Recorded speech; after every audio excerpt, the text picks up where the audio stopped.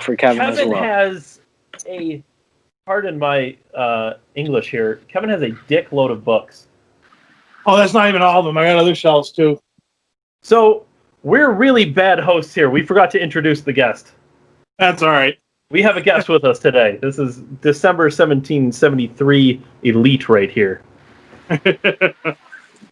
Kevin, you're a super pretty interesting person. Can I? Thanks. I said this in a recent. I think it might have been our first podcast with Ryan. I asked if I could expose Ryan, and I exposed him. Can I expose you as well? Certainly. I mean, introduce me however you want. So this is Kevin. I don't want to misrepresent him at all, but you have said in the chat. I don't know if I'm allowed to make this public. You've said in the chat you are voting for Trump this year. I mean, like I said, I'm considering strongly that way just because I still feel strongly on the anti-globalism thing. And like, I was for George Jorgensen for a while. You know, she doesn't seem to intend to do anything about China. And like I said, she's falling for a lot of like sort of Marxist tropes, and I don't think she realizes it. I mean, I don't need to get specific about that, but like, I mean, she's not. I can't get excited about that. And I mean, Joe Biden is. We can't have somebody like with actual dementia controlling the nuclear football. I'm scared at the fact that anybody would suggest that, let alone nominate it. But I mean, that's where we are in America today. But yeah, like I said, there's a lot that I like about the current administration. He kept a lot of promises, and I mean, more importantly than not, even though I want a libertarian government eventually, and I don't think he's quite there, he is moving towards making the United States a sovereign country, and that you have to do that first. If we don't have national sovereignty, you'll never have individual sovereignty. So this is kind of a situation like, watch that first step. It's a doozy.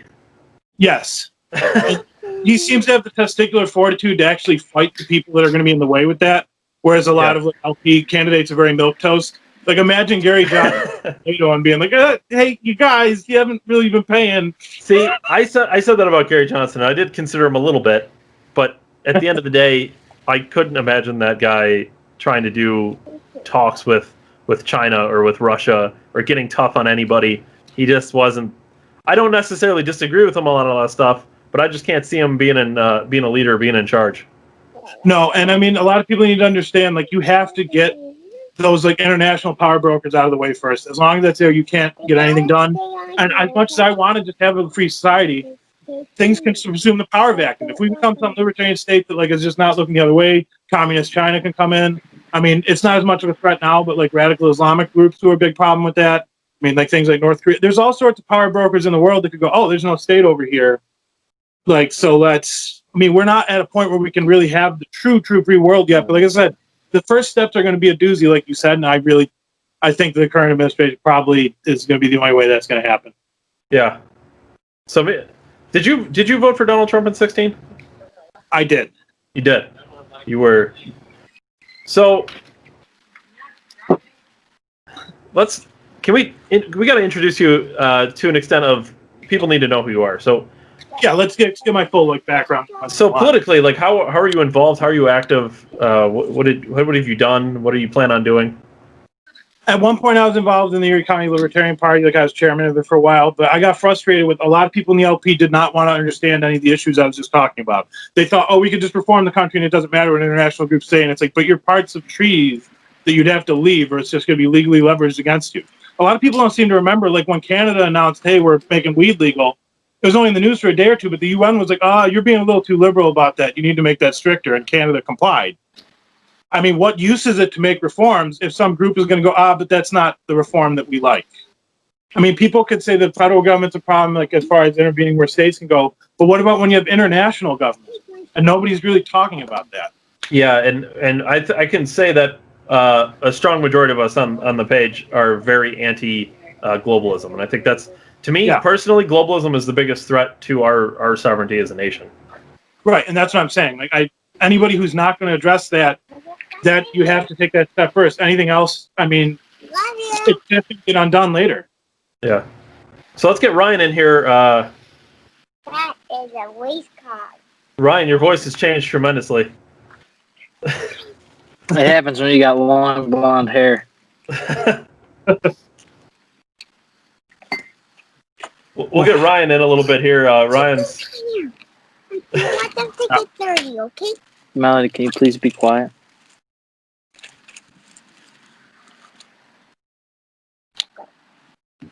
One day she too can join the podcast She will be the podcast if she chooses. if she doesn't get brainwashed in public education. Hey, we all went through. Well, did we all? I went through public education, Yeah, same. Yes, there. so it's fine. You have a good. There's not a good chance. There's a somewhat of a chance that you get out of it. They just failed some things, you know. I mean, nobody's perfect as far as I mean, most grades in school anyway really are more about like how much you're going to comply with certain things. So a lot of times, if you include facts in your paper that the teacher it doesn't match their reality tunnel, they'll score against you. I mean, Jeremy's talked about that where that happened to him in school where he was writing about FDR, and they were like, "Oh, we don't like that you painted him in a negative light." Did he mention that FDR But put do the it to Japs George in Washington. jail? Right? Yeah. But do it to George Washington. Yeah. Dave and I kind of brought up. We were talking on our segment of the show that, you know, that political compass test that you take that you answer all these questions and it ranks you in the square grid of like libertarian, authoritarian, left and right. Yeah. And you know, we were discussing how that's just it's not. You can find where you are politically, sure, and it's a good thing to know, sure, but the actual implementation of that into reality isn't. It's not a real thing, and we hold so much stake in it. You know what I mean? That it's this. It's called political science. It's called a theory. It's called political school of thought, and like all of these things. And people think when I'm a Democrat, it's this very concrete, solid, constrained something with form. When really it's not. I mean, we're blending morals and what we believe the world should be. So worldview with morals, mixed with upbringing, mixed with job, mixed with characteristics. That's like what encompasses your whole political affiliation is you're tied to all that. Like if you're a parent or something. And then we like try to hold ground on these ideologies that aren't even really real in terms of practicality. And it's kind of something that you were hinting at with the Libertarian Party. You know, that was going to be, if we ever got a chance to interview Joe Jorgensen, I was compiling a list, and one of the first few things I came up with was the China stuff. Because it's like, you know, what are you going to do? Because honestly, Trump is probably he could probably go harder, or it's not good enough yet, but he's actually just trying to decapitate the Hydra at this point. I mean, nobody's even fought China at all for how many decades? So bringing up anything at all, I have to give credit on that. And I mean, there's been various conferences where he's hinted at that fact that, like, you know, if Joe Biden wins, China will own this building, China will own them, when he was standing next to people in the armed forces. And he's not wrong about that. I mean, you're half asleep, like China will take over. And not to mention his son took all that money from China. Yeah. I mean, it was only billions. Right. Just a little bit. They haven't thieved their intellectual property for the last 30 years either. Well, right. That's what I'm saying is that, like, a lot of people, like, within the libertarian mindset, like, granted, I want a world where there's no tariffs, there's completely free trade. But if the other country is stealing from you, are you supposed to just let them? That's Trump even just said, like, I want to have these numbers. If they have 25%, we're going to have 25%. But if they go to zero, we're going to go to zero. I want to be at zero, but I can't let people disrespect us. And he's not wrong. I mean, like I said, I ideally don't want them, but, like, what are you going to do? Just let people rip you off? Yeah, once again, this is that blend. This is something I think the Libertarian Party do pretty well of, at least as far as... Is that Oktoberfest? Pumpkin from Southern Tier. They're 8.6%, so, like, I figured that's a good bang for your buck thing. But, yeah, this is something like the Libertarian Party does, I think, kind of well. They brand their ideals good. Yeah. But getting there isn't practical. And that's kind of that whole political sphere because they've invested so much stock in this invisible... you know, starting point for policy that, oh, well, I fell here, so I have to constrain to this. But it's like, it's not practical. It's not this reality. It's not transferable to the functioning world like people think it is. And the media props it up. Politicians pop it up. You know, it's just like another metric to like control us by too, honestly. No, yeah, for sure. Like I said, people get very bent on their ideology. Like, well, Mises said about this in 1920, before various things were even invented, and they don't take externalities into account. on a lot of things. Like I said, but they want, and it's also, oh, I'm not getting everything at once. I'm not interested. When that's how children tend to do things. Now, granted, I want all that they want, but I mean, we gotta get there somehow, and it's got to be in steps. We're not going to be able to just rip the Band-Aid off. Yeah, not on this conglomerate that is the United States. I mean, it's massive. I mean, it just showed like how hard it was. That you would think shutting the economy off would be relatively easy, but no, man. There's more than a slow leak there. Like, there's got to be water pressure. There's got to be a flow to it to keep the economy afloat, or we'll lose our standard of living. We'll lose our place in the world. And I feel that's like a shortcoming to the libertarians is they think, once again, like what you said, they want to just rip this Band-Aid off, but we got a long path back to the liberty that they want. And I'm for it, but we got to rein in. I mean, we're having trouble in our streets just talking to fellow civilians with a different point of view. They've all devolved into riots, and it's just not healthy. This is not a healthy way to run a constitutional republic, and it's showing its weaknesses, it's showing its strengths. But yeah, we've got so much stock invested in this false ideology on this little map that's not even real, and that's where I think a lot of this animosity. This is where a lot of this polarization is so easy to be conquered by the media, is because we voluntarily put ourselves in those boxes. No, yeah, people's political ideology at this point is becoming more akin to like how fundamentalist religious people would act. They tend to read the news like a creationist would, where I'm looking for evidence to support my claim, not I'm looking at evidence to find out what it is. Like if you already have something in mind when you go to read something, you're not going to get anything out of it. And it's so hard that we have to talk together amongst each other at wherever, talk politics, religion. You're not supposed to, but I advocate to do that. And yeah, it's just we don't all share the same starting point as facts, and then we wonder why there's 100 days of riots going on in some of these cities all across America, and violence happening in mostly Democratic cities, even though they're spinning it that it's Trump's fault and it's Trump's policies. But it's really like we have this federalist system that the federal government is supposed to be removed from the local government, is supposed to be more powerful than the state government, and the state government is supposed to be more powerful than federal. And we're seeing the implementation of that, but then when it comes to leadership, we're seeing it passed up the chain of command at the federal level. Yeah. When really the federal government should just be there for supplying things, not actually controlling things. But when we're seeing the level of destruction, attack on federal buildings, because obviously, once again, this ideology has impregnated in this movement, taken over. It's not even about Black Lives Matter. Honestly, at this point, that's just a slogan and a talking point they use to piggyback with their other agendas. No, for sure. But I want to make a point here, just because a lot of people on the opposing side might not know.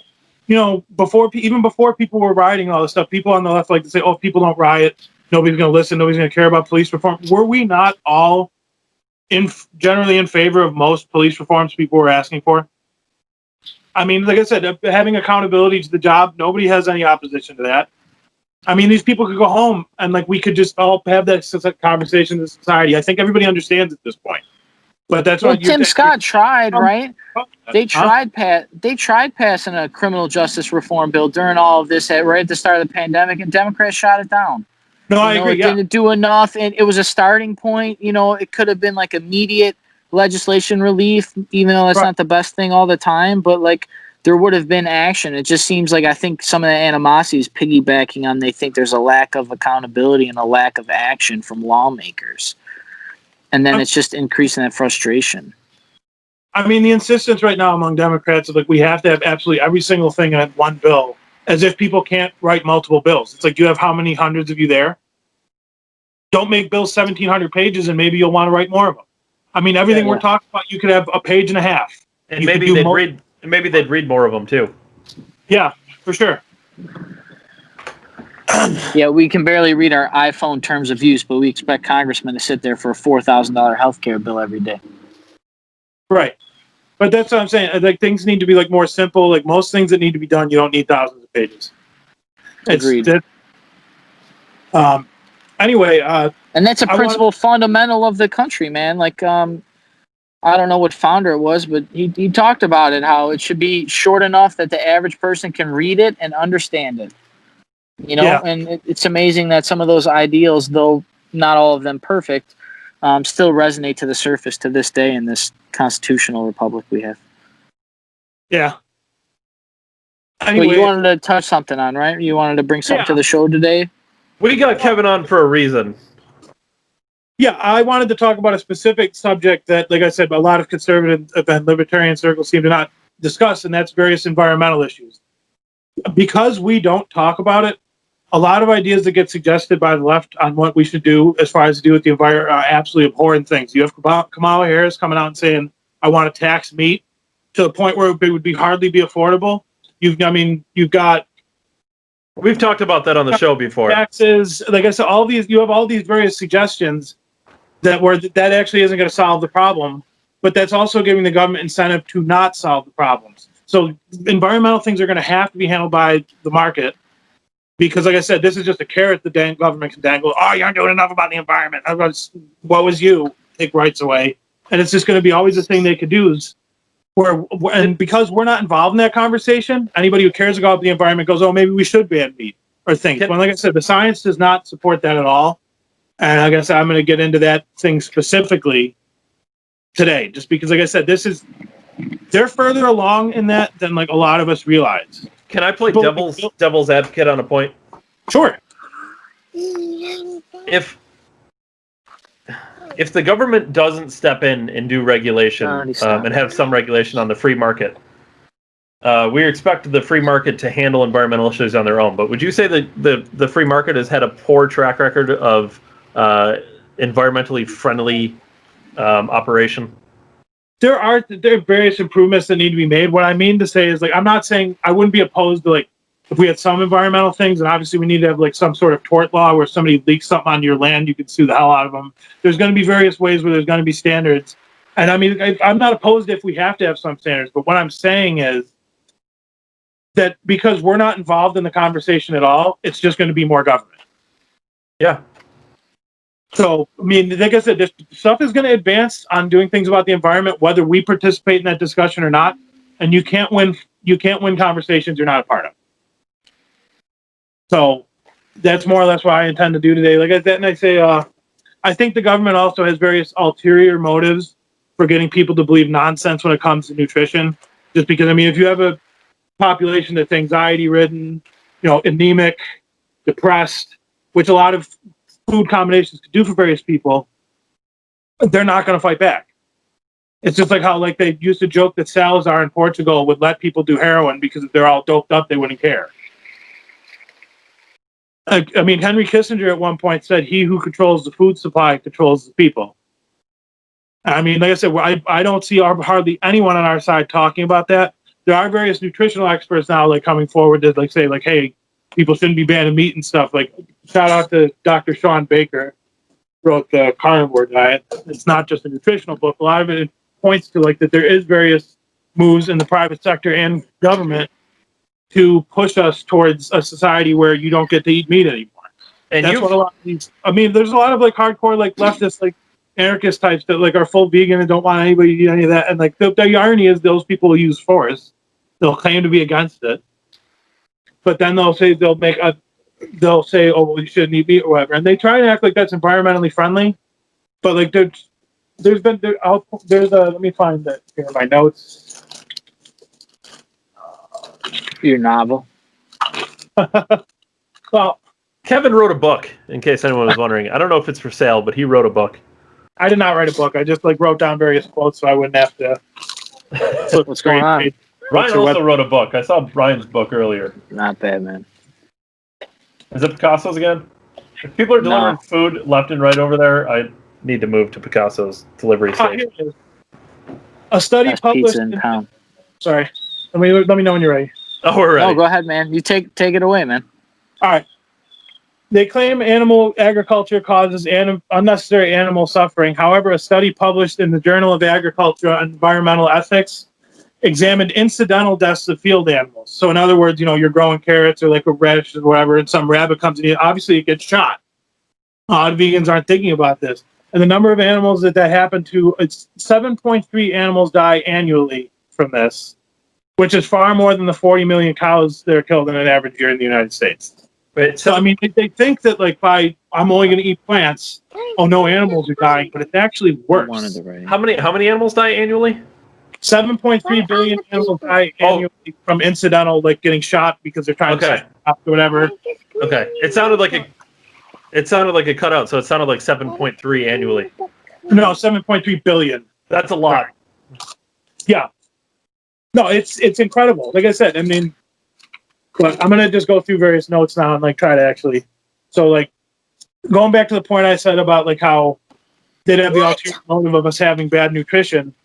Marsha Angel, MD, of the editor of the New England Journal of Medicine, said it's simply not possible to believe much of the clinical research that has been published or to rely on the judgment of trusted physicians or authoritative medical guidelines. I take no pleasure in this conclusion, which I reached slowly and reluctantly over my 2 decades as an editor of the New England Journal of Medicine. And she basically going on to say that like all the various nutritional standards like are either bought like by various drug companies or pharmaceutical interests, or in the case of like the food pyramid, George McGovern literally just asked people around him, "Oh, what do you eat? Oh, okay, you feel all right?" And like it was the least scientific thing ever, and that's how we got the food pyramid. They recently changed the food pyramid, didn't they? It's for the fourth time. But as far as I can tell, like most of the guidelines are still the same. Yeah. And they're basically telling people to do the opposite of what you should do. Like at the very bottom of the period, you should eat mostly like grains and carbs and stuff. When now we're finding out that actually causes a lot of disease, like people with autoimmune problems, and like a lot of our health issues could just be because people were following that advice from 1977. I mean, prior to 77, the government did not have nutritional guidelines for people whatsoever. Can we talk about why they even need to have nutritional guidelines? Why are they involved in that? I think it's like I said, my theory is the ulterior motive of that they really do just want anemic people. I mean, maybe McGovern didn't want that. Maybe he just didn't know what he was talking about and just figured, oh, well, these people seem healthy. I think epidemiology is like the least scientific thing ever because people also won't actually say what they actually ate most of the time.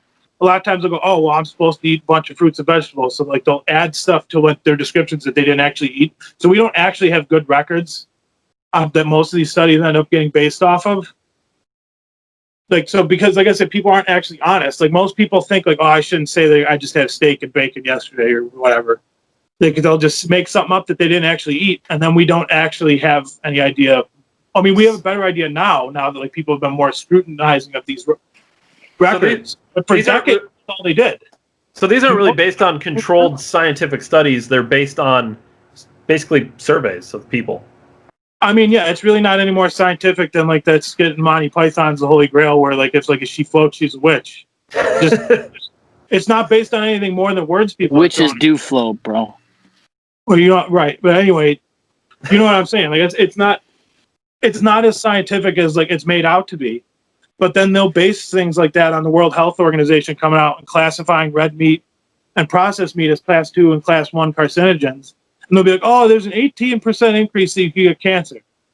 People don't realize in medical terms, 18% is equivalent to a decimal. So it's a 0.18% chance increase. So it's actually negligible. Whereas like you look at something like tobacco, that'd be like 1,500 to like 3,000% increase. Where you're talking about actual statistical variable. Or like obesity will be 50, which is still less than a percent, but 3 times what it is for meat. And like I said, the people, here's the other variable. The people that they asked to determine that 0.18 were people that were going to McDonald's, so they're eating a bun, they're eating fries, they're drinking a soda, they might get a McFlurry. So it's not actually able to look at just what the meat is. Because you look at like Eastern countries where they're not eating a bunch of shit. I mean, they'll eat rice and some other things like that, but you know, they don't have those problems because they're not eating like bags of Oreos and shit. So like that's the thing is they don't take that into account in the data because they have a bias. Like a lot that World Health Organization panel, 30% of the participants on the panel were vegans, vegetarians, or Seventh-day Adventists. Which I mean that last one's essentially repeating itself, but that was how they were identifying on the panel why they were interested. And I'll get to the name of the doctor later. I don't want to have to look it up in the notes. I have it in here. One of the doctors on the panel said, "Isn't that a conflict of interest? You guys should at least publicly declare that you're vegan and which ones of you are biased." And they wouldn't do that. So we know how many of them were there that were biased, but like nobody came forward as to, I'm one of the people and I have an agenda and that's why I'm trying to push this. Which, I mean, it's a good translator where I'm happy that, we're going to be potentially leaving the World Health Organization so that way we don't have to listen to silly things like this from them. Yeah. Yeah, we talked about World Health Organization earlier. I mean, the sooner we leave them, the better. Yeah, I understand why you had to mark it out to where it happens next year, because if he loses, I mean, full well Biden's go, he didn't mean that. Yeah. So, but anyway, another quote here. In drug companies and doctors, the story of corruption, Dr. George Lundberg, former editor of the Journal of the American Medical Association. We have screwed up with our nutritional advice and the research around it, and that the demonization of fat was never warranted, and that the data never really supported the idea that dietary fat is the bad guy. I mean, we'll take some stats here from various countries. In Hong Kong, they're eating about 82, life expectancy in Hong Kong is 82, 83 in Australia, 81 in Canada, 58 in the Congo, in India it's 68, Angola is 52. The beef consumption in those various countries, Hong Kong 114.3 pounds a year, Australia 65, Canada 57.7, Congo 0.6, India 4.0, Angola 12.5. Now, I mean, in the higher life expectancy range, the consumption is fairly incidental, although I'll note out that Hong Kong eats twice as much as Australia and lives a year longer, or about the same on average. But the countries like the Congo and India, where they're hardly eating anything, the lifespan is much lower. Yeah. I mean, is there any way to things? But that doesn't seem coincidental to me. Is there any way to account for population in that? I see this a lot with the coronavirus stuff, where they talk about, how we have more cases than Germany, but we have 330 million people, and Germany has whatever million people. Wouldn't it make sense? No, yeah. I mean, there's only so much I can go into detail as far as, because I'm referencing a lot of other people's work. Yeah. But I mean, that's the general gist of it seems to be that it's either incidental, or I think in the case where people don't eat it in long term, that's probably not healthy for them. Not only because you're not getting the nutrients that you would get from meat, but that a lot of plants have toxins of various points. And I'll get that to my notes eventually. But think of it in these terms. If you're in the woods, you run into a bear, it's got teeth, it's got claws, it can kill you. Yeah. Plants don't have that, so they tend to be chemists. Plants will then produce various chemicals that, like I said, that I'll get to, that in certain people cause negative reactions to go, I'm not going to eat that again. I mean, if you just went around eating random plants, you're going to get sick if you don't have any idea of what you're eating. And I don't think a lot of our ancestors would have ate that way for that reason. Yeah, I think a lot of, most people who've been out in the woods with other people have heard something along the lines of, don't eat those berries, they're bad for you or something. And yeah, it seems like it's I don't know, half the plants that you look at, they're oh, don't eat that, that'll be bad for you. Oh, don't touch that, that'll make you itchy. Yeah. No, for sure. I mean, just look at mushrooms. Oh yeah, yeah. Yeah, the mushrooms on the ground, don't eat those. That's bad. Yeah, if you don't know what you're talking about, you should never do that. Yeah. But anyway, I mean, it's also I think the evidence bears out in the way that we evolved too, because different species have a different size cecum. That's the part of your digestive system that ferments plant matter. So sheep will have 83, guinea pigs have 80, cattle have 75, horses have 69%, gorilla 65%, chimpanzees 60, rabbits 51, pigs 48. Here's where it gets interesting. Humans 17. So that means cats 16, dogs 14. Now, any veterinarian will tell you, if you give your cat a vegetarian diet, you're a fucking asshole, can't digest it. And we're 1% different. Only 1% more of our digestive system can handle that than cats. Now, granted, with the exception of lions and tigers, we have a larger size digestive system, and that probably does help a little bit. We also cook our food. Portion of it, it's less than a fifth of it. Whereas, like I said, with the sheep, it's 83. Or like lamb, where it'll only eat grass. It won't eat anything else. We have another guest on our podcast today. You want to say hi? Hello. Just wave. No. As long as she's having fun. That's one way to put it. But yeah, Dr. James Salisbury, like who Salisbury steaks after, also like believed that the human digestive tract was mostly suited for meat, and he wrote about it. I think it was in 1962. I forgot to write that part down. But like I said, so we've known a lot of stuff about how this is healthy or like beneficial to people for, at least as far as if we go by only modern nutritional wisdom and not anything else, at least 60 or 70 years. I mean, you had the Arctic explorer Wilhelm Stephenson. I don't know how to Wilhelm or something like. He's got a weird name. In the fat of land, he went up to northern Canada, where like the Inuit live, and lived with him for probably like a year and a half, 2 years. Now, I mean, I'm sure if you've ever looked at a map, nothing grows in northern Canada. No. Not having crops. It said maybe No. with technology, with like geodesic domes and like the type of heating they can do inside, we might be able to do that sort of stuff up in areas like that. But like I said, however many years ago, and like for the whole time they've lived up there, they're living off blubber or whatever animal they can find, and that's all they're eating.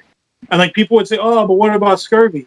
Most of them don't tend to get scurvy. From my understanding and what I've read, if you're not consuming glucose, you only have to get half as much vitamin C because they use the same transporters. So like, if you're consuming glucose, you have to have twice as much vitamin C because it's having to compete, and some of it just gets lost in the bloodstream.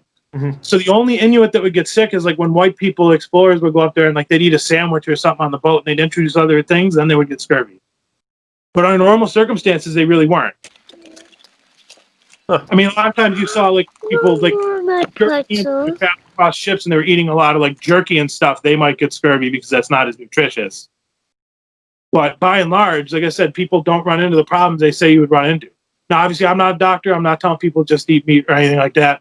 But we should not have a situation where we can't buy a very nutritious food. If that gets banned, that's only bad. I don't see how people can see it otherwise. I mean, a relatively cheap, nutritious food.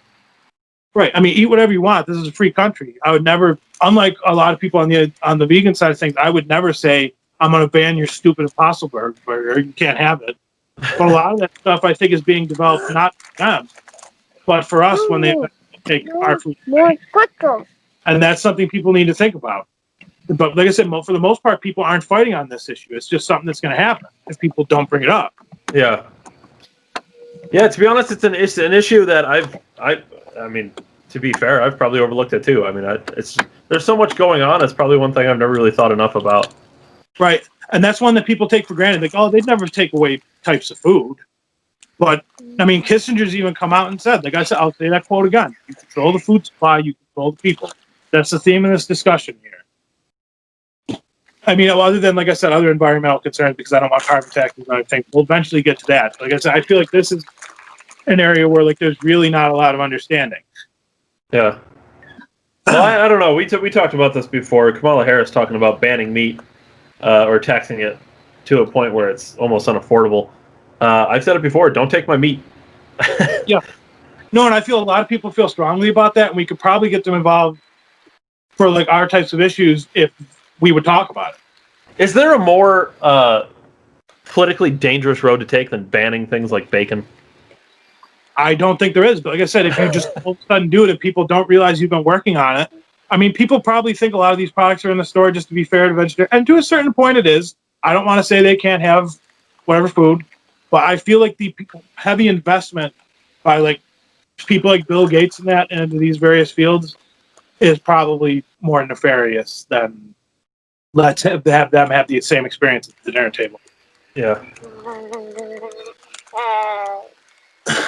Dr. Blake published Strong Medicine in 1962, and he has information on there on treating various patients who had different conditions by telling them just to eat meat. And again, the 1960s. So like, this is something we've known, but then the World Health Organization will be like, oh, it's a carcinogen. It's horrible. Don't eat it. Like, are they not? I mean, I'm not even in the medical field, and I'm able to like read and find out things like this. Like, it has to be intentional that they're not paying attention to this stuff.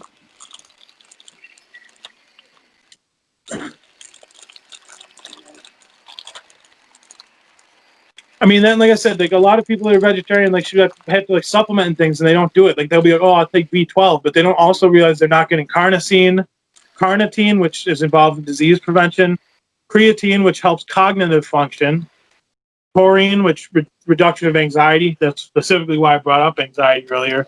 Zinc. They've been saying this whole pandemic, you got to get a lot of zinc. There's plenty of it in meat. Not as much. Only certain fruits and like veggies will have it. Like if you're a picky vegetarian, you're likely not getting enough zinc and heme iron. So like, there's a whole bunch of things that like people don't talk about. They just like, oh, just and like there were even the vegetarians are being made unhealthy by this because they're only giving part of the picture. Mm-hmm.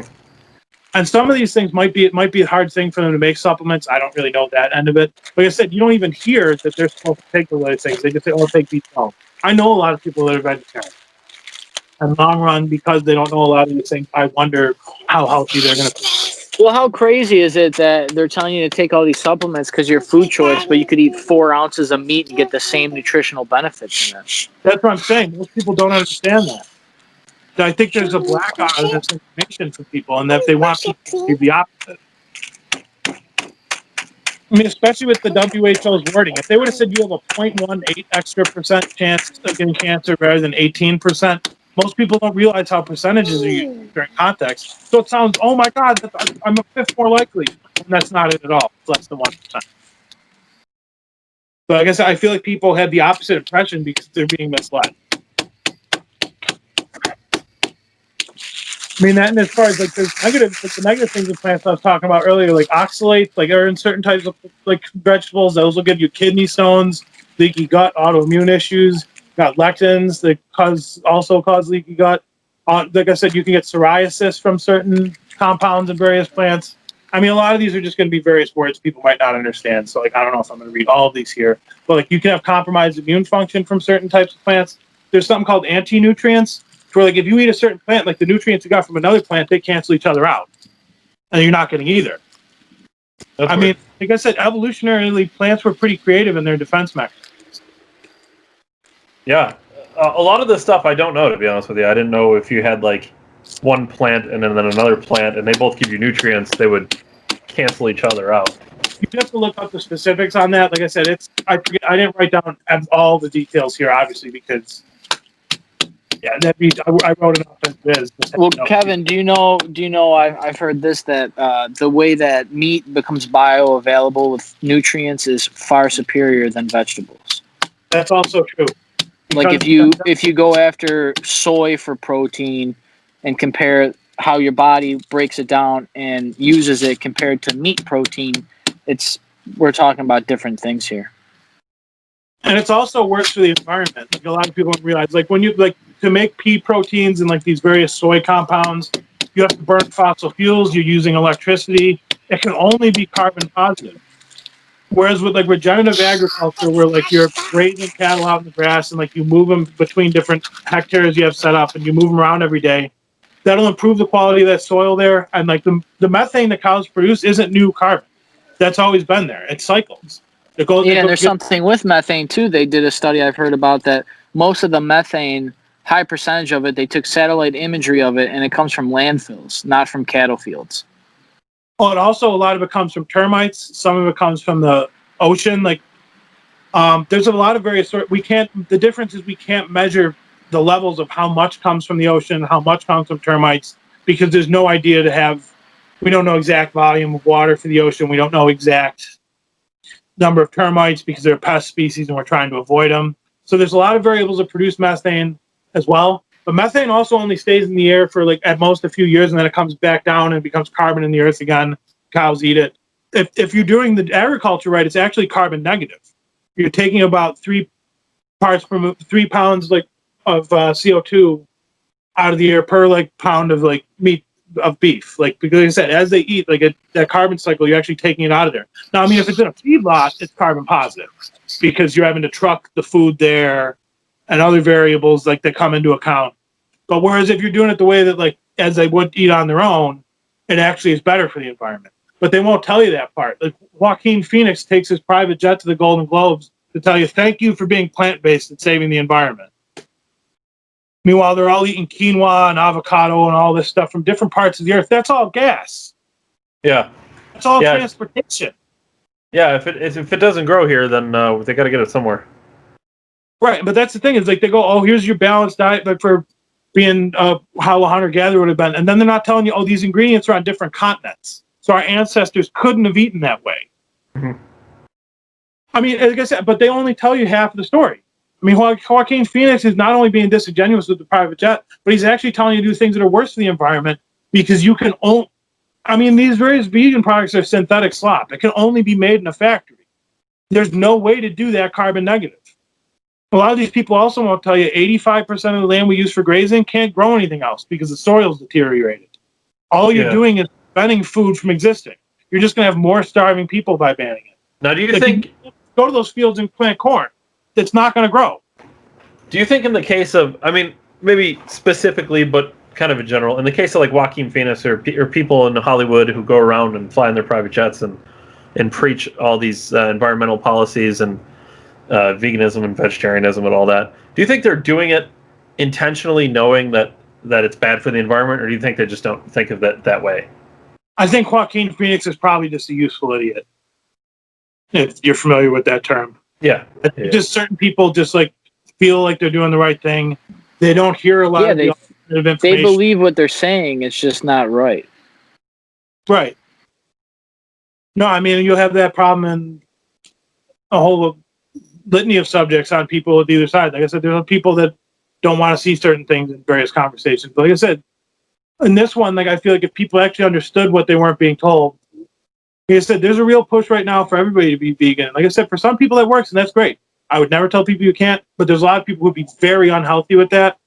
And that's going to slam the healthcare system. Like talk about overwhelming hospitals. If all of a sudden everybody with an autoimmune condition has to eat nothing but bread and salad, that's not sustainable either. And I guess that also causes pollution. Those hospitals are having to run extra generators. That's all gas being burned. That's trips with the ambulance. That's gas. Nobody's taken any of these things into account. Nobody takes anything like that into account. They just go, oh, my feces. It makes me feel good that I'm helping the animals. Meanwhile, more are being killed in the crop field. Yeah. Yeah, I feel like that's the problem. Is I feel like a lot of people don't know that what they're preaching is actually harmful. Yeah, I mean, they're pro animals, anti people. Right, but like I said, the irony is in being so pro animal, they end up being anti animal as far as like, because like rabbits and all these other things, they're not necessarily a pest species. They're only a pest species because they're coming and eating what they're accustomed to eating. I mean, that is their food. That's what they're supposed to design to eat. They're meant to eat vegetables. You can't just give a rabbit a steak. Yeah. Eat some big rabbits out there. But at the same rate, like I said, like if you give a human a steak, like it's very good for it. But like if you notice, like if you eat corn, like you'll shit it out. Like I said, your body doesn't know what to do with it. But like you ever see a piece of steak floating in the toilet? No. I eat steak weekly. I shall tell you, not once. Yeah. Not one time. Right. No, that's what I'm saying. Is like, I mean, I'm not saying. I mean, corn's probably fine for most people. That's not the point. My thing is, I'm just saying, like, if there's nothing wrong with it. If it would be like this thing, like, oh, if you keep eating meat, you get fat, then that wouldn't happen. That would what would happen. But like I said, our body knows what to do with it. Now, I mean, like I said, that might not be the case for everybody, but you can't tell people they can't eat it. That's my point. Is it's so ingrained in our thing that if we all stop eating it, there's going to be a problem. Yeah. Well, I can tell you, I don't plan on it. Oh, no, I know. And like I said, it's a quality of life. If somebody wants to do that, why should we be taking any liberties away? I will. I will continue to eat steaks, and I will continue to cook them very little. Yeah. Yeah, I also tend to prefer it on the rare side. But yeah, I mean, the paper, Marco Springman and his collaborators stated a meat tax is necessary to save lives. They said, which Kamala Harris supports from earlier. The journal it was published in, PLOS 1, was founded by Patrick Brown, the CEO of Impossible Foods. How is that not a conflict of interest? Does it matter if there's a conflict of interest? Are you saying there's a lobby out there that's trying to kill meat? It seems that way. Like I said, they're not just being an alternative if he's saying meat should be taxed. He's saying you should buy my product instead. But the thing is, like, you don't see Cargill coming out and saying, like, oh, well, we should tax your veggie shit because somebody isn't buying pork. Although, interesting enough, Smithfield, Cargill, I think Tyson are in the process of rebranding themselves as protein companies rather than meat packaging companies in the event that the market goes that way. And they see it going that way because nobody's speaking out against it. Huh. I'm not, like I said, make your vegetarian products, that's fine, but you're not taking meat away. That's, like I said, no, but how many people are saying that right now? Like I said, that's a fringe issue. Nobody's talking about it when it's extremely important. Yeah. Well, it seems with the Democrats, whatever is a fringe issue eventually gets on the mainline stage, and they support it on their mass ticket with all their candidates. Yeah. We saw that this election with immigrant health care bills and police reform and funding these riots and helping support these protesters and all the other various things they've done throughout the last 4 years. Yeah. Dave and I were just talking on the show, just like there's never been a more clear time that there's Orwellian train of mind going on when it comes to this agenda getting pushed. Right, and I'm here to tell you that they're being Orwellian about food too. And said the scariest area where they could be Orwellian. I mean, a lot of other areas where they're Orwellian, like it's an annoyance. I'd rather be able to like do certain things. I mean, I'd be annoyed by like various victimless crime laws, for instance. But like that's, but you know, something like food, it doesn't matter what you do. That's important to you. That's important for every living being. Yeah, and it's been spun as a political issue by being, labeled this movement about health. Yeah. No, and it's that's like they hijacked a movement to hijack another movement. It's very sophisticated. Yeah. And I mean, like I said, the people that don't eat meat that do tend to be healthy, it's only because they're not eating junk food. Because they're not going out and buying bags of chips and Oreos. If they're average healthy. But that's the thing. The people that eat meat that are unhealthy, they're going out and buying that other shit too, generally. Yeah, for sure. Like the average vegetarian lives just as long as the average meat eater. If you look up those statistics. Though they get cancer just as often too. Like I said, yeah. So you listening, WHO? No, you're not. I know you don't listen to anything. You don't care about. We're getting shut down. We're getting shut down. That's okay. Conspiracy cast number 2. I'm ready for it whenever anybody else is. Yeah, I hear you. A study from the Humane Research Council showed 84% of people who go plant-based quit after a few months for health reasons. 84%. 84%? Quit for health reasons after a few months of being plant-based. Could that potentially be like an initial reaction? Like your body has an initial reaction to changing diet? For some people, that's what it is. But I mean, some of them also could be eating the junk food. As I hinted at with the epidemiology thing earlier, from what we understand, people aren't honest with the surveys. Yeah. So there are a lot of variables there. But with a number like 84%, that's like not an outlier. Yeah. There's something more there. I mean, the standard American diet, everything that's bad about it, like if you've noticed, like when I'm talking about like breads, sugars, fries, vegetable oils, those are all plant-based. All the foods that are really horrible, that's plant-based. Like that's another thing to think about too. I mean, like I said, like if somebody eats a bunch of lard, that wouldn't be good. That'd be animal-based. But most of the things that like people eat that are really bad come from plants. Like I mean, you grow sugar. Like the people don't seem to think about this. Yeah, that's a good point, dude. That's one of my favorite plants. Yeah. They grow sugar and put it in everything. And they say high sugar is bad for you. High fructose corn syrup. I think that's why corn gets so subsidized. That and the ethanol fuels. Yes. Which nobody uses. Yeah, well, they force it as an additive in a lot of places. Like, I mean, if you notice, like in New York, like all pumps save the 10%. Yeah, you know why, Kevin, right? You know why, right? You know what the leading cause of engine wear is? Ethanol. Yeah, I did have some understanding of that because, like, I know like people that like try to run just their cars on just pure ethanol, they run into problems. They eventually get like knocks in the engine. I mean, correct me if I'm wrong. You're a mechanic. I only know a little bit about that subject. Yeah, no, I mean, the leading cause of engine braking is ethanol wear and corrosion and build up in the cylinder heads and walls and it's like it's basically a carbon flash, but it's from the additives in the gasoline. Well, the thing is too is that it's not just the E85 that some cars are built to run. All fuel has ethanol in it now. Like if you go, some stations have ethanol free, but you have to really try to find them. That's what I'm saying. Like around most here, fuel still has 10%, 15% ethanol in it, and your car is not supposed to have that. Yeah. I mean, and like a lot of people will say, like, oh, we can't have cows because they're so bad for the environment. But like I said, it's only 1%, not 1.9% of greenhouse gas per the EPA comes from animal agriculture. Yeah. So I mean, if everybody went vegan, like it would only decrease the CO2 by like 0.3%. Well, that's assuming there would be no more cows. Right. Which, if you go vegan, that doesn't necessarily mean there aren't going to be cows.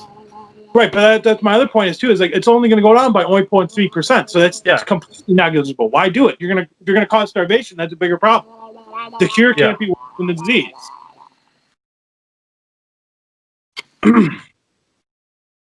Okay, I already talked about that. And there's people there'll be vegans that say, oh, beef consumption contributes in America contributes to deforestation in the Amazon. Back when we did have country of origin labeling, only 1% of our beef was coming from Brazil. I don't think that number's changed, but it's hard to tell now because they repealed laws as far as when meat's getting shipped from places. And sometimes we'll ship meat to China, have it processed there, and have it get shipped back. Like there's a lot of things that happen that really don't need to happen. Where like that's the thing that with globalism that like I feel also gets untouched on. I've worked in like a lot of food receiving to have background in this. Oftentimes I would get like asparagus that comes from Peru. Like I said, there'd be meat that would get shipped to China and it would come back again. Why are we using all this gas? And how is that possibly cheaper if not for international organizations cooking some books? I mean, like I said, think about all the labor on those ships, how much each of that trip has to cost in fuel, and it's cheaper? How is that happening? And why is nobody talking about it? Because China bought its way into our government, man. It's an attack on the Chinese. But how are people going to say that we're like, oh, we're in favor of the environment, but then you're going to put policies in place where it's cheaper to have meat that's made in the United States processed in China? And like by the way, Kevin, they're not getting broken down this information this way. They're not being told that, they just hear carbon footprint about your car, but we're not thinking about that when it's transporting meat and vegetables halfway around the globe to come back to us in the long run anyways. Yeah, they're not told this information because obviously there's an invested interest to not have this stuff out there. And furthermore, why are we sending it to a country that has wet markets? We're going to let them determine if it's okay? These people kill a bat and hand it to you. I mean, we're going to let them have the standards? And I don't remember offhand how many companies are doing that, but it's a lot because there's economic incentives to do so. Get you off my lap. Where does the economic incentive come from? Does it come from the federal government as like a subsidy? I think it has to do with these various global trade deals. And I think that's a big reason why the current administration has made such a big deal about why these deals are bad, is that there's like various, like it'll probably be like something like the reverse of like a tariff, where you probably get something like for sending business to other countries. Like jobs and things get sent various places because then they get to have different standards and things in ways that don't allow countries to be competitive with one another. That's why like basically every trade deal we were in, the current administration threw in the garbage and said we need to redo that. Yeah. And then like libertarians be, the trade deficit doesn't matter. That's just where stuff is made. And it's like, there's every deal has fine print.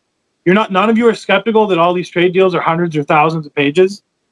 It could be 2 pages, maybe a paragraph. Don't send materials around that are using terrorism, little things like that. How much do you need? You know what I'm saying? Yeah, they really like to break it down. Just a couple than I would, but it's a step in the right direction. Yeah, just a couple thousand pages should do. Right. But again, nobody even talks about it there. They just assume, it's just a trade deal. Trade's so important, government's going to screw with that. But they screw with everything. Why wouldn't they screw with that? Hey, fellas, I have to cut this one a little short. Okay. So I'm going to turn it over to you. Kev, good job, good research, man. And I look forward to listening to the rest of this when the podcast is all edited. Absolutely. Good talking to you as well, man. Enjoy your evening. I will, you too. Dave, I'll see you later, man. See ya. Let me know if you need anything. All right. But yeah, like a lot of vegan products, such as like almond milk, use an incredible amount more water than like typical animal agriculture operations. I mean, vegans will claim the human stomach isn't acidic enough, but it's the average human stomach pH is between 1.1 and 1.5. That's lower than the average lion. Yeah. So we're designed to be able to eat it. Yeah. Why would something we ate for thousands of years, like meat and eggs and like cheeses all of a sudden be unhealthy. Like I don't know if is the theory that it was always unhealthy. I no, it doesn't seem to be that way. Like I said, there's research back in the 60s where people were saying, yeah, eat more meat. Like I said, since the 70s, people's consumption of meat has dropped pretty drastically. Yeah. Then I mean, we've seen a lot of conditions, autoimmune and otherwise, go upward at the same time. I mean, I some of that's probably coincidental, but I mean, how much of that is coincidental? You wouldn't be able to know. Right. But I mean, like I said, I mean, there seems to be a pattern Yeah. here. Let's see. Oh, I already said that earlier. That was the thing about how many animals die.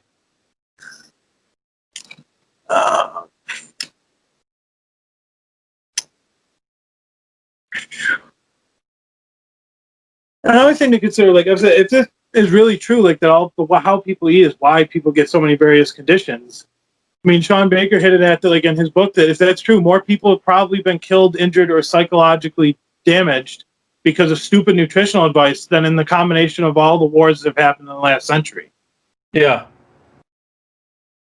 That's mind blowing to hear that. I mean, like I said, it's pretty well backed up in his book. Like I said, shout out to Sean Baker. I wouldn't have even realized that they were trying to ban this. I mean, he's going pretty hard on the pain on like you cannot ban meat. Yeah. Like I said, he's not got enough people like behind him. Like, and that's like I said, a lot of the information here came from reading his book. And what was that book again? The Carnivore Diet by Sean Baker, ShawnBaker.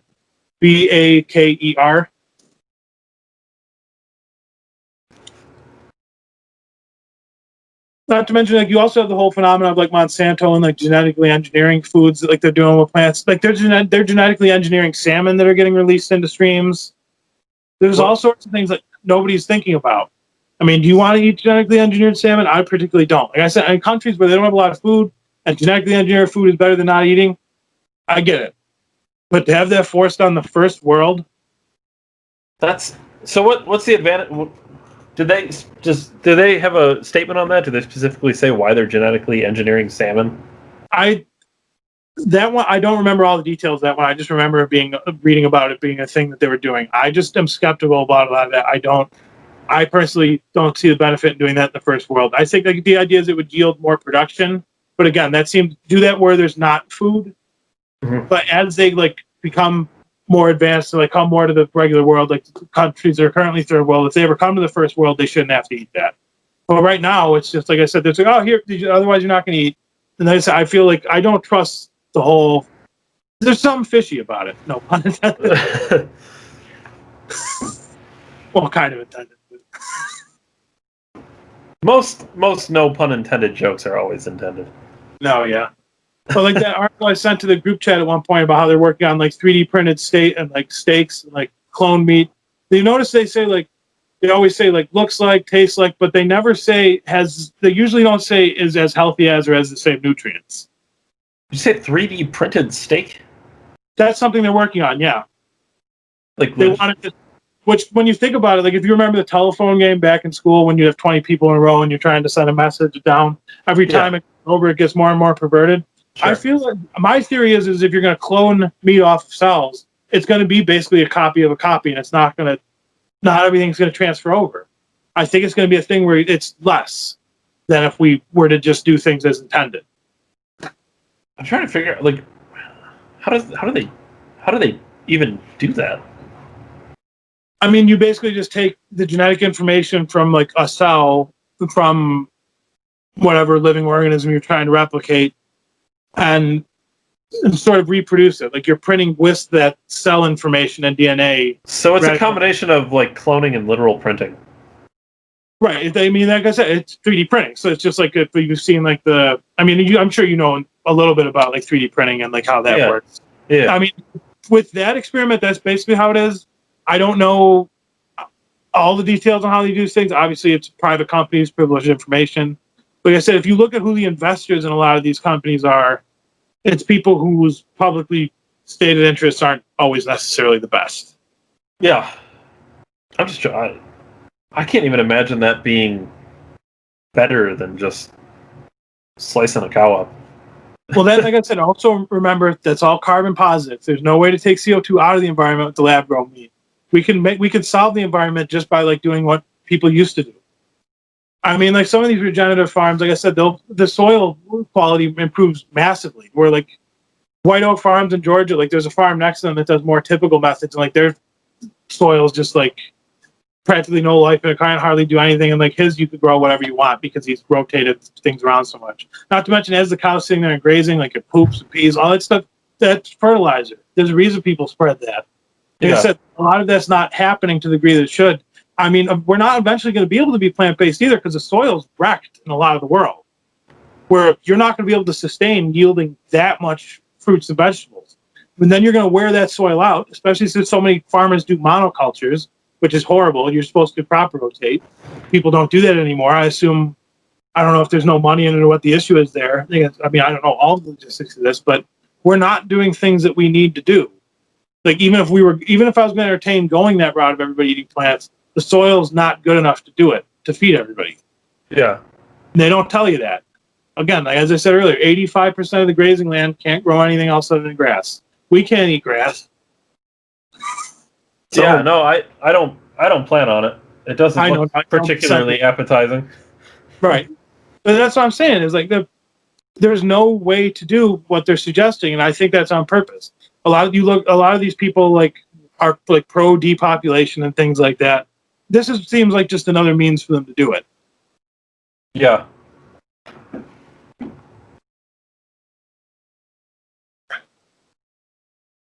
Then, like on the other thing, like I said, a lot of environmental ideas not related to nutrition, like the Paris Climate Accord. We could talk about that a little bit.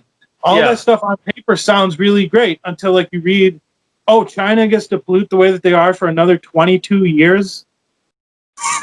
Yeah, it seemed like a lot of we take the blunt of the force of that accord. I don't know. It seemed like we held more of a bargain than everybody else. That's what it is. Like a lot of these deals, we get treated like an ATM. Yeah, that's why I've been trying to get people to understand that for years. Is like a lot of people would allege like, oh, the federal government does kooky things with books. But what people don't realize is not only every government on earth is probably cooking their books to some degree, but they're robbing each other. I mean, the intergovernmental system is a bubble. Yeah. How do we know? How do we trust anyone's books of who has how much money? There's no way to know. Yeah, there's no way to confirm it. Right. I mean, if that's not the sketchiest thing, and like I said, they do this through the guise of, oh, it's just a trade deal. Oh, we're just doing it for the environment. And they always put it in things that sound good. Yeah, you can't sell it on what it really is. It'd be a harder sell. And the irony is, like I said, you have all sorts of people screaming about how dare he leave that accord. We're actually doing more for the environment in the last 3-4 years than like people realize. Like a lot of environmental standards in the background are getting improved. Like I said, I forget what this percentage was. I didn't write that down, but I mean, we've improved a certain number of percentage points over the last 3-4 years. Like I said, in various environmental standards, like things are getting better. Yeah. Me and Ryan were talking a little bit on the show earlier about like green energy, and if we were just patient, everyone wants to seem to rush it and to get it where it needs to be right now. But if we were patient, it's just a matter of time before those things actually are feasible sources of energy. For sure, and I mean, I'm gung ho to do absolutely everything we can for the environment, but we got to do it in the right way, and we can't be doing it in these weird deals with strings attached. We lose sovereignty. That's unacceptable. We'll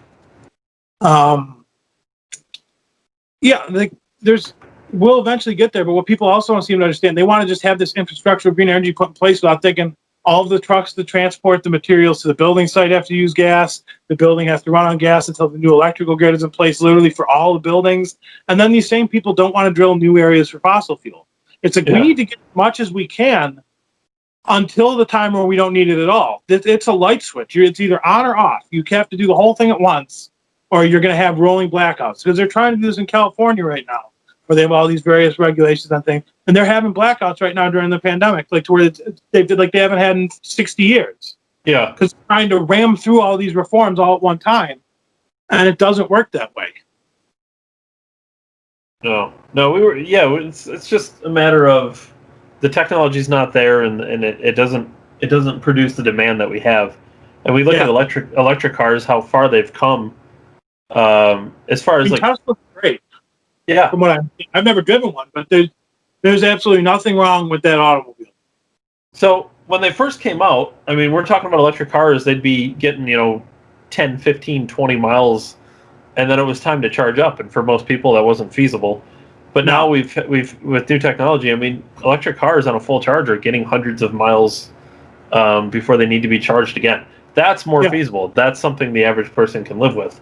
And now it's just a matter of eventually competition needs to bring the prices down because most people can't afford a Tesla. I mean, a Tesla, realistically, for what you get, is a very expensive car because they're not all that luxurious on the inside.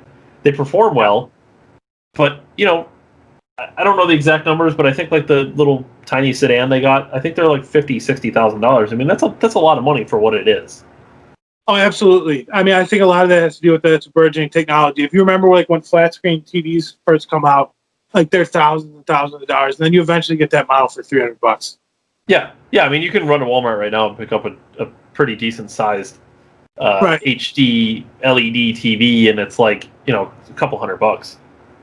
Yeah, I think it's called Moore's law. That over time, various technology gets cheaper as we figure out how to do it better and more efficiently. Yeah, I mean, the VCR when it first came out was like $1,000. You know what I mean? Yeah, I mean, and now it's dead technology. You can pick them up at yeah. So it's just a matter of time where all these things become more reasonable, but people need to be more patient, and there doesn't seem to be any patience in any of this. Right, and also a lot of people base their fear off of these international organizations going, if we don't do this in 10 or 12 years. They don't realize they've said 10 or 12 years probably 3-4 times. Yeah, no, I've heard the same thing for pretty much my entire life. Yeah, so, I mean, this time you're not crying wolf? Like, it's actually... I almost feel bad because it might hit a point where that would be true, and they'd say it, and then no one would believe them because they've said it for the last 10 decades. No, I mean, I am trying to take it serious, but my point is that you can only do it at the speed you can do it. Right.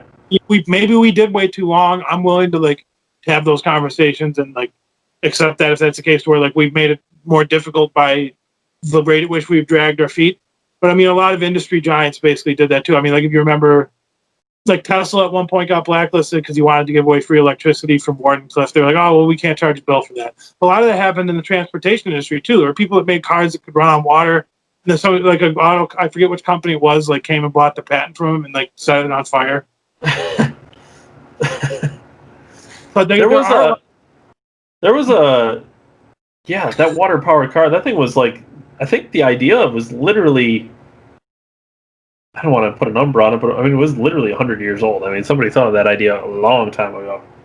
Right, but either way, like I said, they've made it so you can't there are industry I don't want to be one of those people that says only the government causes problems.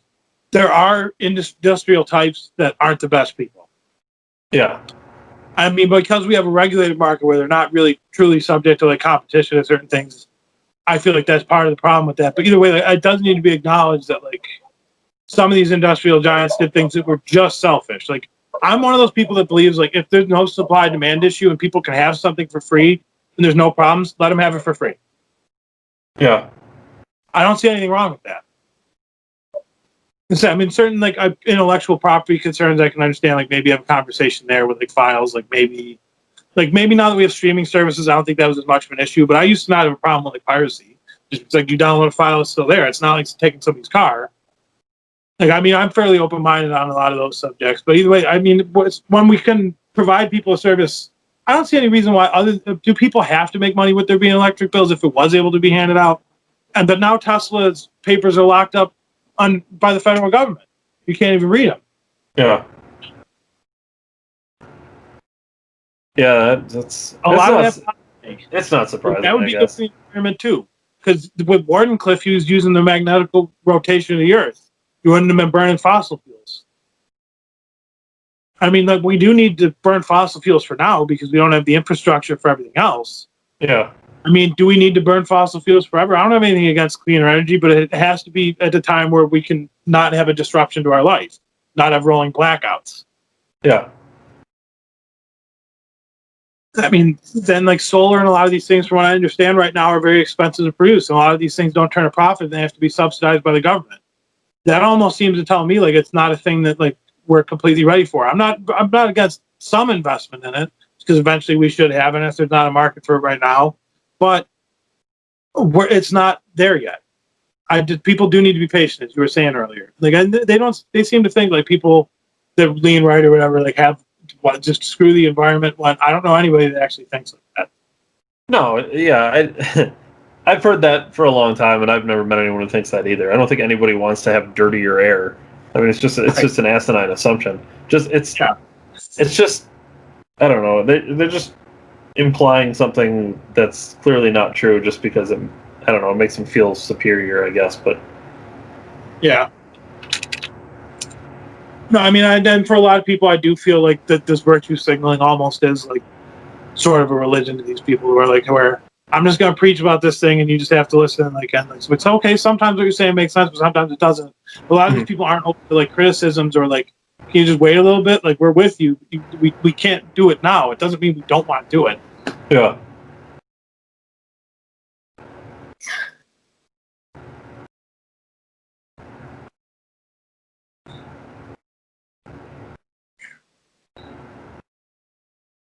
A lot of the stuff in my notes, like I had already mentioned, just like remembering it. So I'm trying to see if I have anything else.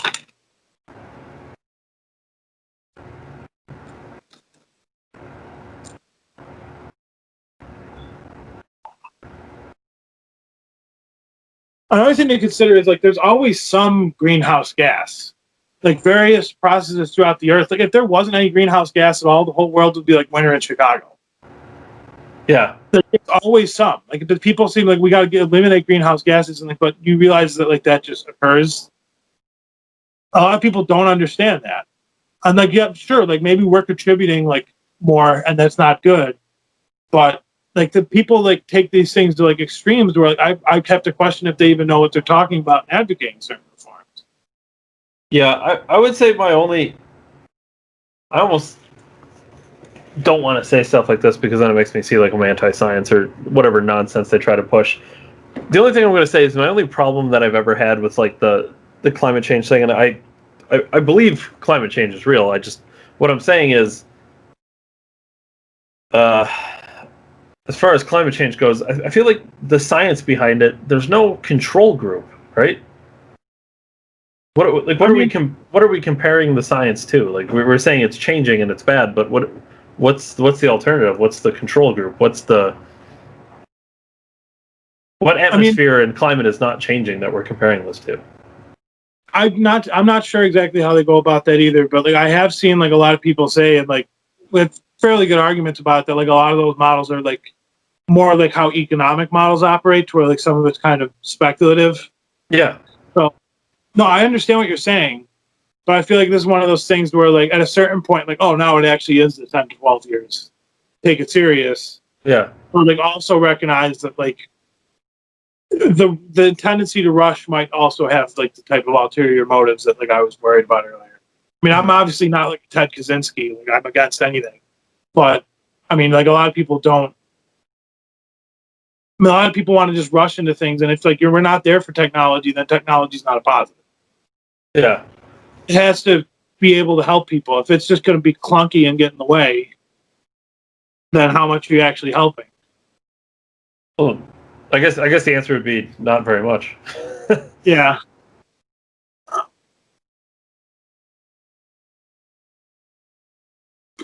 But I mean, with them, like with the whole push of like let's do carbon taxes and stuff like that instead of like the regenerative agriculture that I said earlier, it's almost like they want to push people into like the dark ages.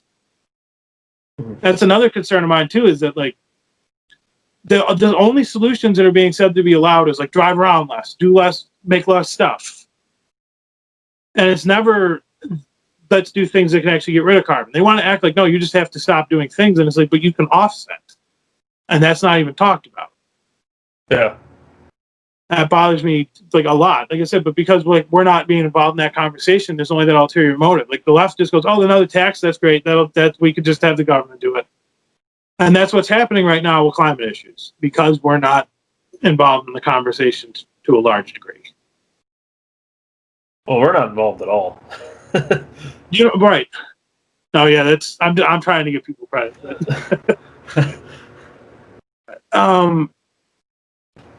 But like, think about how much the media propped up Greta Thunberg. I mean, I'm sure her heart's in the right place. Although I've seen some things that like her parents kind of like push her to do things. But maybe that's neither here nor there. Let's assume she has the best of intentions. The media props her up because her solution is like carbon tax, have more regulations, but they won't talk about Boyan Slat, another European teenager, I believe he was Dutch, who invented technology to clean plastic out of the ocean. That's been very successful. Mm-hmm. But that's actually solving the problem. I think governments would rather dangle it over our heads that the oceans are filthy, we need more money. As disgusting as that is, because that's not we need to leave the earth better than like we inherited it. Like you try to make the place better when you leave it. And we're not doing that right now. And I think there's incentives for the government to not actually solve the problem because then every year they can come and be like, we need more money for it. It's sort of, I feel the same way about like a lot of these, although again, a lot of people probably work from good intentions. Like a lot of these charities, like we're going to raise money to deal with this disease. Well, as soon as you cure it, you're signing your own pink slip. Yeah. So I mean, I'm sure people. That's the problem.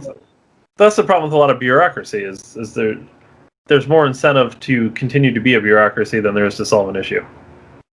That's why I think they're fighting so hard tooth and nail against marijuana being legalized, is because then like the DEA isn't going to have anything to do because that's 85% of illegal drug use. How are you going to justify having a massive bureaucracy for not even a fifth of what you were dealing with before? I mean, that's what people don't seem to think about that. Like when they consider like, oh, the government can solve these things. Like, are they? Because I think they have incentives to do the opposite of that. That's right.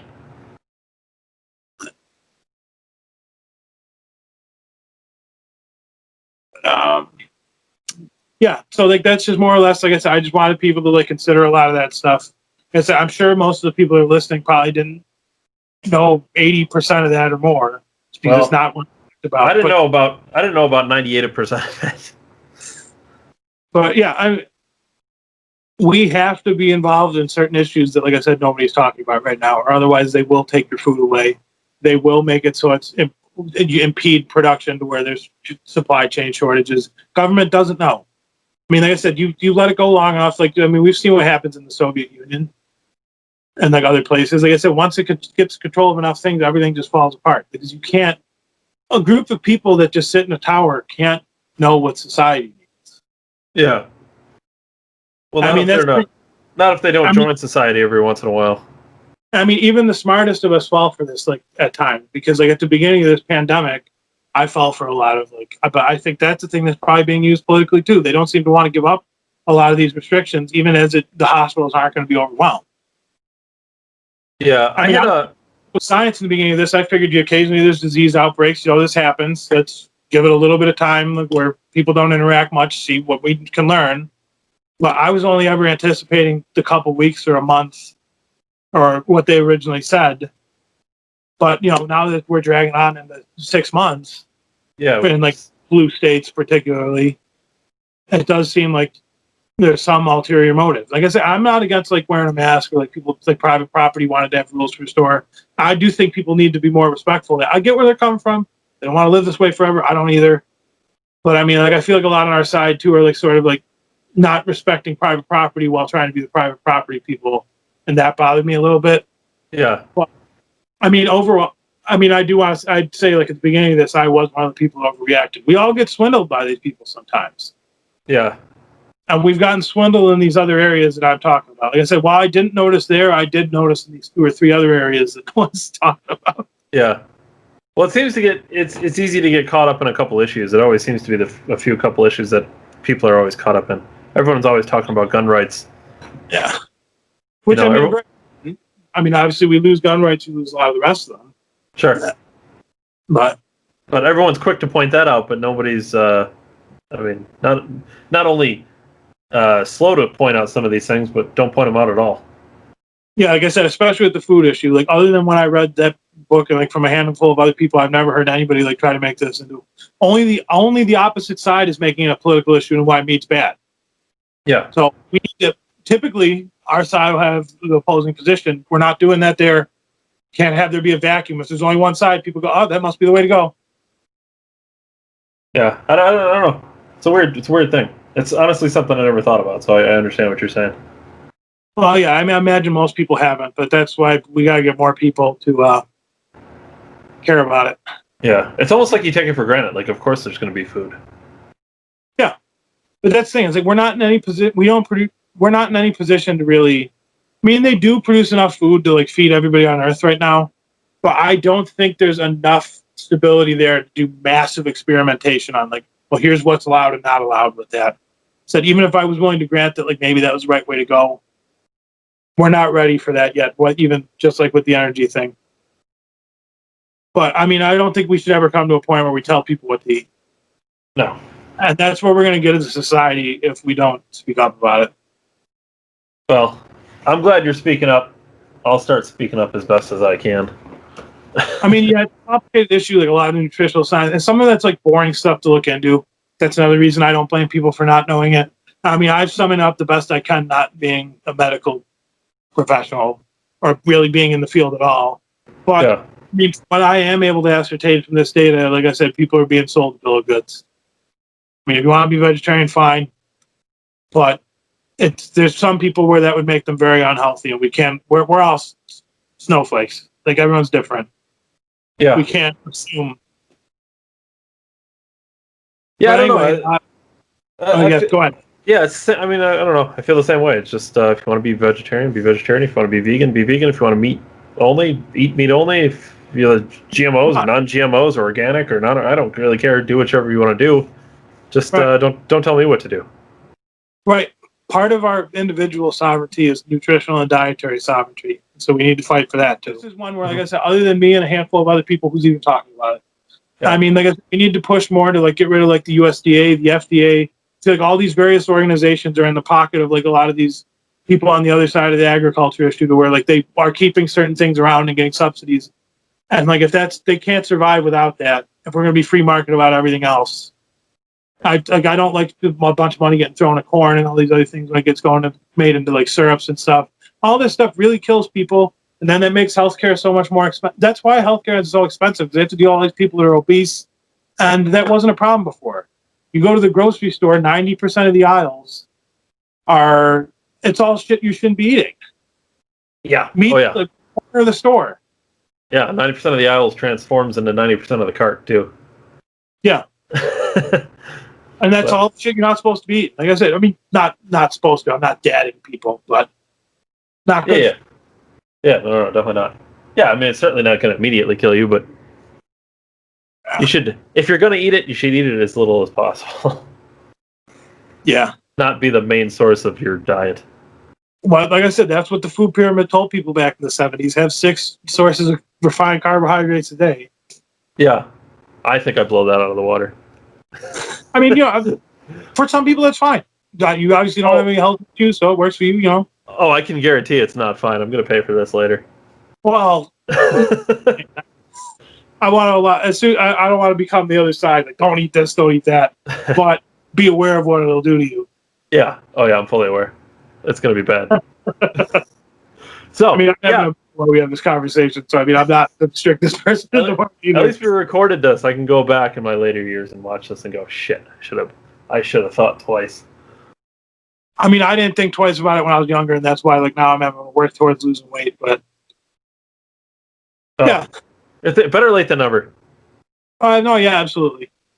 But anyway, as I said before, like I said, unless you have anything else to add, I think that's probably a good place to end it there.